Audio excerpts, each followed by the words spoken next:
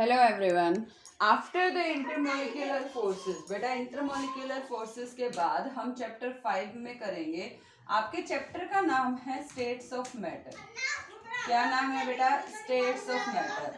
Matter 3 states में commonly हमें मिलता है, आप सभी को पता है कौन कौन सी? Solid, liquid and gas. बेटा सॉलिड स्टेट आपका 12th में आता है, पूरा कंप्लीट सेक्शन आता है बेटा सॉलिड स्टेट का, जो आपका किस में आएगा बेटा? 12th क्लास में आएगा फुल सॉलिड स्टेट। और जो आपका यहाँ पे अब हम पढ़ेंगे बेटा, जैसे लिक्विड आपके पास सिलेबस से कट हो चुका है, सॉलिड 12th में है बेटा, और अब हम मेन जो 11th क्लास में पढ़ेंगे बेटा वो है आपका गैसियस स्टेट। किसके बारे में पढ़ेंगे बेटा? हम गैसियस स्टेट के बारे में। तो आप सभी को पता है गैसेस क्या होती हैं। Gases are those which have the we can say which have very low forces of attraction between the particles, और उसको हम कैसे मेजर कर सकते हैं, यानी कौन कौन सी मेजरेबल प्रॉपर्टीज हैं for the gases. Measurable properties कौन कौन सी है? जैसे हम गैसेस पे कहते हैं प्रेशर अप्लाई करते हैं, प्रेशर की बात करते हैं ना बेटा। बलून को ब्लो करो, उसमें एयर फिल होने के बाद जब उस पर प्रेशर अप्लाई करते हो, कहते हैं ना प्रेशर अप्लाई किया, तो वो उसके बलून्स पे भी जब प्रेशर पड़ता है तो वो क्या होता है बेटा? उस पर वो फूल जाता है। और कौन सी है बेटा? वॉल्यूम हो गई। गैसेस की वॉल्यूम के बारे में हम पढ़ते हैं, टेम्परेचर के बारे में हम पढ़ते हैं, और अमाउंट हो गई, विस्कोसिटी हो गई। Some of these properties are the measurable one which determine the quantity और the quality of the gas. Next आ जाता है बेटा, हम अमाउंट ऑफ गैस की बात करते हैं, तो हम जनरली गैस के किसकी बात करते हैं? नंबर ऑफ मोल्स की। तो हम कहते हैं मास ऑफ गैस अपॉन में इट्स मोलर मास, तो वो क्या कहलाता है? उसका नंबर ऑफ मोल्स। क्या कहलाता है उसका? Number of moles. तो ये है बेटा सम ऑफ द पार्ट, या हम कहते हैं बेटा वॉल्यूम के बारे में बात करते हैं। वॉल्यूम क्या होता है? द वॉल्यूम ऑफ गैस की कंटेनर के अगर अंदर हमने कुछ भी अमाउंट ऑफ गैस लिया है, जितनी वो वॉल्यूम ऑक्यूपाई करता है, that is called the volume of the gas. But these are not the point of the questioning, कि इस तरह से क्वेश्चन नहीं बनते, लेकिन हाँ गैस के बारे में आपको ये मालूम होना चाहिए कि गैस का नेचर क्या है। गैस पे प्रेशर अप्लाई होता है, गैस वॉल्यूम ऑक्यूपाई करती है, हमें पता है। तो इन सभी बातों से रिलेटेड अब हम आगे आ जाते हैं बेटा गैस के नेचर में, that is the Boyle's law. यहाँ से मेन शुरू होता है बेटा आपका गैसियस स्टेट के बारे में।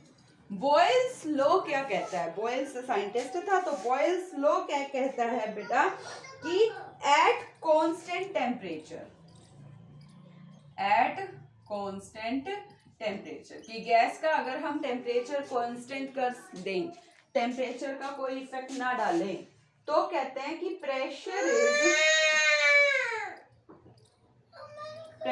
Is inversely proportional to volume. कि अगर आप किसी भी गैस के मॉलिक्यूल के ऊपर प्रेशर अप्लाई करोगे तो उसकी वॉल्यूम डिक्रीज हो जाएगी, या प्रेशर कम करने से वॉल्यूम इंक्रीज हो जाती है, यानी P is inversely proportional to V at constant T, यानी टेम्परेचर पर क्या हो जाता है बेटा? प्रेशर जो है वो इनवर्स रिलेशन शो करता है with that of the volume, and this is called the बेटा बॉयल्स लॉ। यही है बॉयल्स लॉ, और कुछ नहीं है। जनरल ही बात कहता है बेटा कि अगर प्रेशर, आप कोई भी बलून लो, बलून पे प्रेशर अप्लाई कर लो तो वॉल्यूम डिक्रीज हो जाती है। आप कोई भी मॉलिक्यूल है, बलून है, बलून को प्रेस करोगे तो उससे क्या हो जाता है? उससे क्या हो जाता है बेटा? बलून पे प्रेशर अप्लाई करने से तो उसमें क्या हो जाता है बेटा? बलून का साइज कम हो जाता है। और अगर हम बात करते हैं बेटा वॉल्यूम इंक्रीज करने की, तो प्रेशर को हमें कम करना पड़ेगा। और क्या कह सकते हैं हम इसको? पीवी, प्रोपोर्शनलिटी के साइन को हटाने के लिए हम के लगाते हैं बेटा, तो PV is equal to constant कह सकते हैं बेटा। या हम कह सकते हैं P1 V1 is equal to P2 V2। ये बेटा न्यूमेरिकल पॉइंट ऑफ व्यू से इंपॉर्टेंट होता है, P1 V1 is equal to P2 V2। और क्या कह सकते हैं बेटा, अगर हम इसके ग्राफिकल रिप्रेजेंटेशन की बात करें, ग्राफ ड्रॉ करते हैं बॉयल्स लॉ में, तो बेटा ये प्रेशर है, ये वॉल्यूम है। जैसे जैसे प्रेशर इंक्रीज होगा, या आप यहाँ वॉल्यूम ले लो, कोई फर्क नहीं पड़ता, और यहाँ प्रेशर, जैसे जैसे प्रेशर इंक्रीज होगा वॉल्यूम डिक्रीज हो जाएगी। तो ये पीवी डायग्राम कहलाता है। Isotherm, iso means same, therm means temperature, तो ये आइसोथर्म भी बोलते हैं इसको। और यह हम बात करते हैं कि प्रेशर को 1/v के लिए ले तो डायरेक्टली स्ट्रेट लाइन हमें मिलेगी। अगर प्रेशर वॉल्यूम की बात करें with respect to the pressure, तो बेटा प्रेशर वॉल्यूम अपने आप में कांस्टेंट है, तो we get a linear line. So बेटा this is the type of the Boyle's law, specially this is the Boyle's law, जो सिंपली हमें क्या कहता है कि pressure is inverse relation, showing the inverse relation with the volume. Next आ जाता है बेटा after the Boyle's law, that is the Charles law.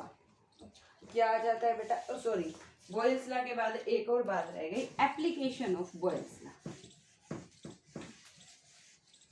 Boyle's law की एप्लीकेशन वाला सेक्शन रह गया बेटा। तो नेक्स्ट है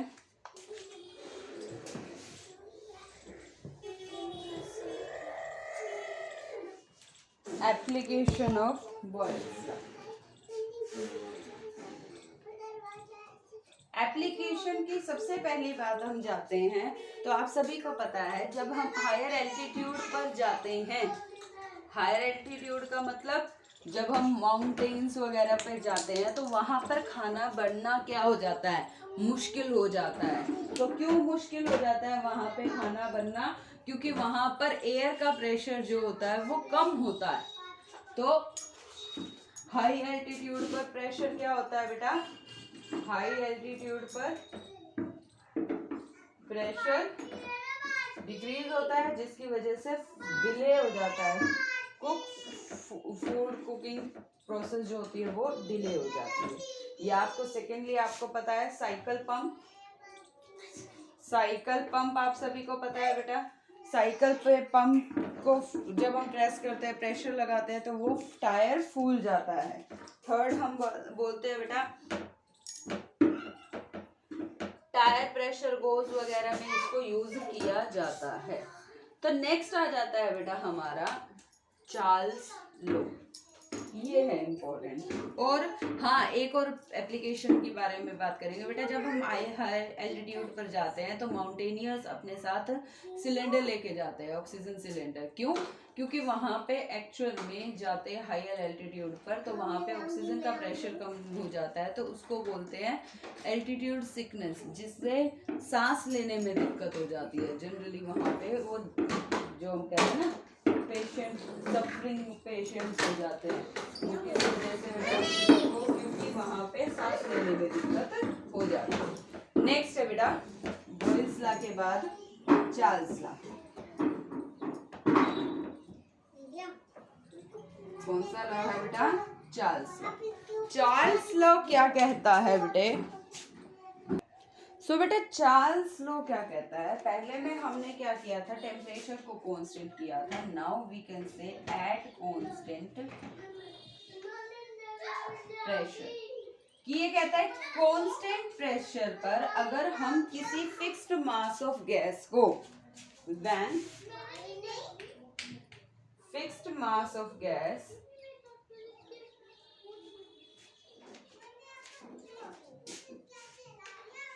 has fixed mass of the gas increases or decreases, increases or decreases, एक गैस ले ली, उसका जो वॉल्यूम है, the fixed mass of a gas, volume क्या है, इंक्रीज और decrease by 1/273 of its original volume,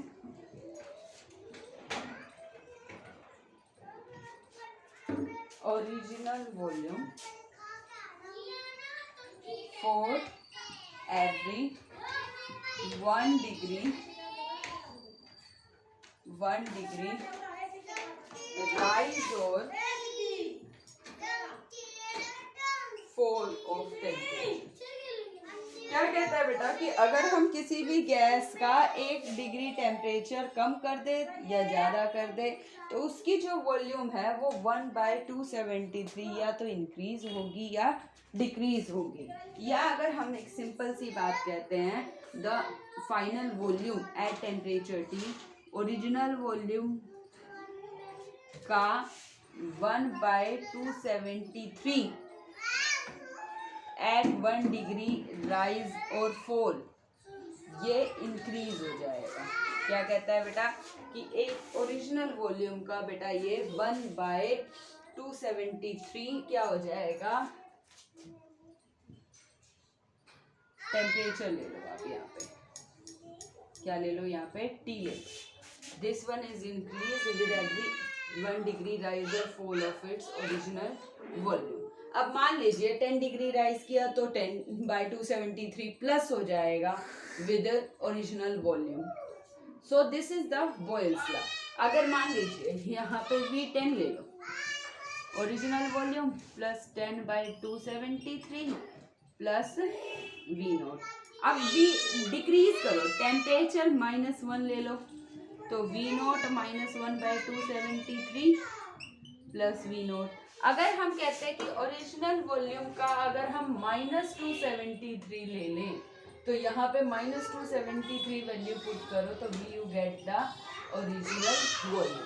यानी इनवर्स रिलेशन भी ये शो करता है अगर हम टेम्परेचर कम कर दें या टेम्परेचर ज़्यादा कर दें तो वॉल्यूम कम या ज़्यादा हो जाएगी। तो इन सभी बातों से बेटा एक कंक्लूजन निकला। क्या कंक्लूजन निकला कि बेटा जैसे जैसे हम टेम्परेचर इंक्रीज करते जाएंगे, या हम सिंपल कह सकते हैं V is directly proportional to T, कि जैसे जैसे हमारा टेम्परेचर बढ़ेगा वैसे वैसे वॉल्यूम भी बढ़ेगी। अब ये कहना चाहता है अगर हम टेम्परेचर डिक्रीज करते जाएं तो volume of gas is also decreases. अब ऐसा हम एक फॉर्मूला निकाल रहे थे जिसमें हम बात कर रहे थे अगर हम टेम्परेचर -273 कर दें, कौन सा बेटा, -273 डिग्री सेल्सियस, या हम कह दें 0 केल्विन, तो ये क्या है, एब्सोल्यूट जीरो है। क्या बोलते हैं बेटा इसको, absolute zero. This is the temperature where the volume of gas becomes zero. हम हाइपोथेटिकल है बेटा, ओरिजिनल नहीं है, ऐसा नहीं होता कभी भी कि गैस की वॉल्यूम जीरो हो जाए, लेकिन हम इसको कंसीडर कर सकते हैं। तो V is directly proportional to T, this is the Charles law, और we can say V by T is equal to constant, या हम कह सकते हैं V1/T1 is equal to V2/T2, this is the Charles law. एक बात अगर हम इसको ग्राफिकली बात करते हैं बेटा, here we take the temperature, here we take the volume. जैसे जैसे टेम्परेचर इंक्रीज होगा वैसे वैसे वॉल्यूम भी बढ़ती जाएगी। लेकिन ये बेटा कभी भी अगर 0 डिग्री सेल्सियस है तो यहाँ पे,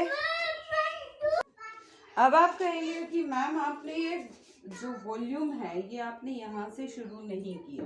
बेटा अगर आप देखो तो यहाँ पे अगर ग्राफ शुरू करते हैं तो इसका मतलब क्या होता है कि यहाँ पे वॉल्यूम क्या है, 0 है, जबकि 0 डिग्री सेल्सियस पे गैस की वॉल्यूम 0 नहीं होती।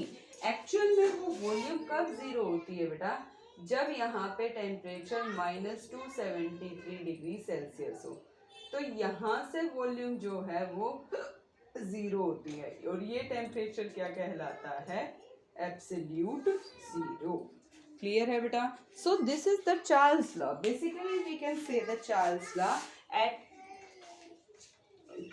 at constant pressure volume of the gas get increases as they increase the temperature। तो बेटा इसके बाद आ जाता है हमारा third law, that is the Gay Lussac law. कौन सा लॉ हो जाता है, गे-ल्यूसेक लॉ।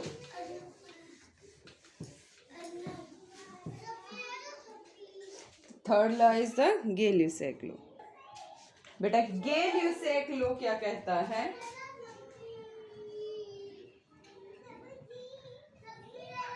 और जो वो वॉल्यूम और टेम्परेचर वाला रिलेशन है बेटा, वो मेट्रोपॉलिटन बलून्स, जो हाई बलून्स होते हैं, उसमें आपने देखा होगा एक चैम्बर होता है बेटा गैस का, और उस गैसियस चैम्बर में जब हम गैस टेम्परेचर इंक्रीज करते हैं तो वो बलून्स जो है वो ऊपर की तरफ उठता है। देखा ये होगा बेटा आपने, तो वो इस कंसेप्ट पर ही बेस्ड है। तो गे-ल्यूसेक लॉ क्या कहता है बेटा? ये लॉ कहता है एट कांस्टेंट, अभी तक हमने टेम्परेचर कांस्टेंट कर लिया, प्रेशर कांस्टेंट कर दिया, now constant volume. Pressure of the gas is directly related with temperature, कि प्रेशर इंक्रीज करेंगे तो टेम्परेचर, वॉल्यूम कांस्टेंट रख दो, चाहे आप कितना भी प्रेशर इंक्रीज कर लो तो टेम्परेचर इंक्रीज हो जाएगा डायरेक्ट रिलेशन में। So this is the we call the Gay Lussac law. एक लास्ट लॉ है बेटा हमारा गैस का ही इसमें, दैट इज एवोगैड्रोस लॉ। कौन सा लॉ है बेटा? Avogadro's law. कहता है at given temperature and pressure, कि टेम्परेचर कितना है गैस का, प्रेशर है हमारा कांस्टेंट रख दें, number of moles of gas, volume of the gas is directly related with number of moles, कि जितने वॉल्यूम है उसमें उतने ही number of moles of gas है। So this is called the third law, that is the Avogadro law. ये तीनों ही law बेटा अपने आप में बिल्कुल सटीक है, Boyle's law, Charles law, Avogadro's law. तो बेटा इससे हमारा जो मेन आता है टॉपिक में, वो आता है बेटा हमारा combined gas equation. Combined gas equation यानी कि तीनों के तीनों लॉज को अगर हम कंबाइन कर देते हैं तो हमें कंबाइंड गैस इक्वेशन मिलती है। कंबाइंड गैस इक्वेशन, या हम इसको कहते हैं आइडियल गैस इक्वेशन। ये क्या है बेटा आइडियल गैस इक्वेशन? हमें पता है Boyle's law, according to Boyle's law, volume of the gas is P, याद है ना, at temperature P is inversely proportional to V, तो volume of the gas is inversely proportional to P। और Charles law क्या कहता है? Volume of the gas is directly proportional to T। और Avogadro's law क्या कहता है? Volume of the gas is directly proportional to the number of moles. जब हम तीनों ही लॉज को कंबाइन कर देते हैं तो V is directly proportional to NT by P। यही है बेटा NT बाय P। और P को अगर हम यहाँ ले आते हैं तो ये बन गया PV proportional to NT। Proportionality का साइन को हटा के हम क्या लगाते हैं? R is called real gas constant, और इसी को ही हम कहते हैं बेटा PV is equal to NRT को ही आइडियल गैस इक्वेशन कहते हैं। क्या कहते हैं बेटा? PV is equal to NRT को ही हम आइडियल गैस इक्वेशन कहते हैं। और जो रियल गैस कांस्टेंट की वैल्यू है वो बेटा वेरी करती रहती है। R की वैल्यू बेटा 0.0821 लीटर ATM पर केल्विन पर मोल भी होती है, और R की वैल्यू 8.314 कब होती है? जब किलो पास्कल टेम्परेचर हो पर केल्विन पर मोल। की टेम्परेचर पास्कल में हो तो 8.314, और अगर टेम्परेचर ATM में हो तो बेटा या बार में हो, टेम्परेचर ATM हो या बेटा बार में हो तो वैल्यू क्या हो जाती है? 0.0821। तो बेटा this is all about the ideal gas equation, या हम कह सकते हैं कंबाइंड गैस इक्वेशन। क्लियर है बेटा? सो अभी तक हमने ना सिर्फ इन्हीं चीज़ों को ध्यान से समझना है, पढ़ना है। एक्चुअल में इसके बाद का जो आपके टॉपिक्स है बेटा वो आउट ऑफ सिलेबस है, सिर्फ इतने ही बातें हैं इसमें मेन इंपॉर्टेंट। बॉयल्स लॉ क्या होता है, चार्ल्स लॉ क्या होता है, अवोगाड्रोस लॉ क्या होता है, और उनकी कंबाइंड इक्वेशन से हमें क्या मिल जाता है, हमें मिल जाता है बेटा आइडियल गैस इक्वेशन। और आइडियल गैस इक्वेशन जब हमें मिल जाती है सो दिस गैस, यानी जो गैस इन तीनों लॉज को फॉलो करती है, क्या कह रही हूँ बेटा मैं, the gas which follow the all gaseous law, that is called the ideal gas equation।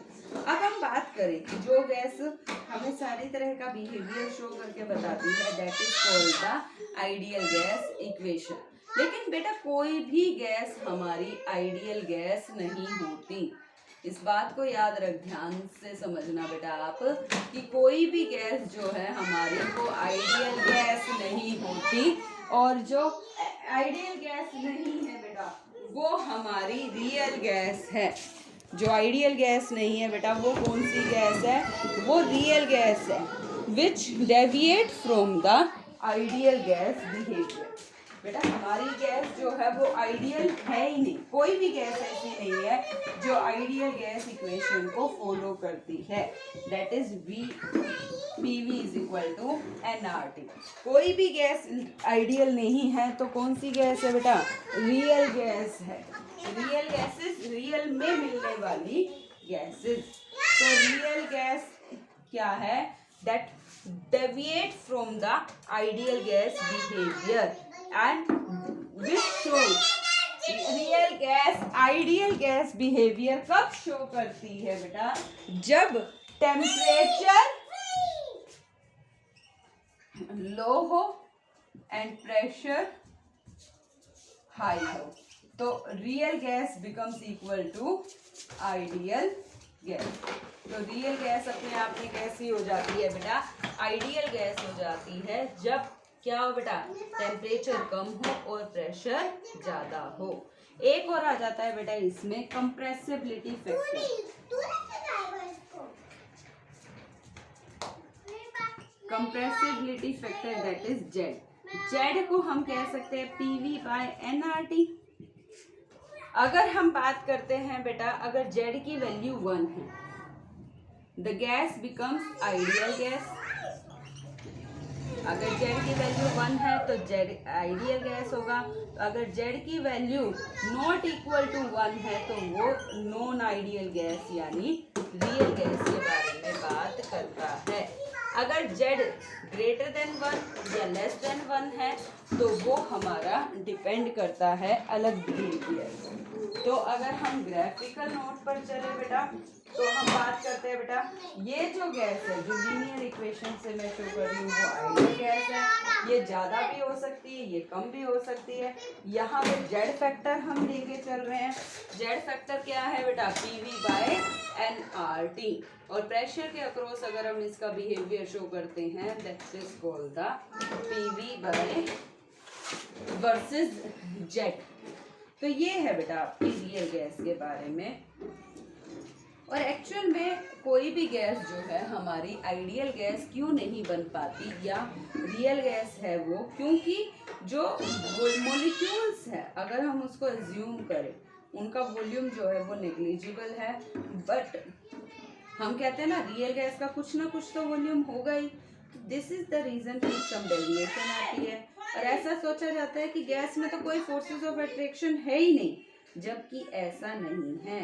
They also shows forces of attraction between the gases. So बेटा यहाँ पर आ जाता है आपका रियल गैस इक्वेशन। तो बेटा अब आ जाता है हमारा रियल गैस इक्वेशन। डेविएटेड है बेटा P और V is equal to NRT कब होगा, जब P is equal to AN square by V square, और V में हम ऐड हो जाता है बेटा V माइनस NB। तो ये तब हो जाती है बेटा A और B अपने आप में क्या है बेटा, A और B अपने आप में कांस्टेंट है, जिसको हम बोलते हैं वॉन डर वाल्स कांस्टेंट। क्या बोलते हैं इनको, वॉन डर वाल्स कांस्टेंट, और ये रियल गैस इक्वेशन है बेटा, इसको हम वॉन डर वाल गैस इक्वेशन भी कहते हैं। तो बेटा ये था आपका अभी तक का चैप्टर, ज़्यादा इसमें डिटेल में जाना नहीं है क्योंकि most of the section get cut और mostly this chapter section is in your physics section. तो बेटा इसके पार्ट्स देख लेना, ये आपका यूनिट टेस्ट में है।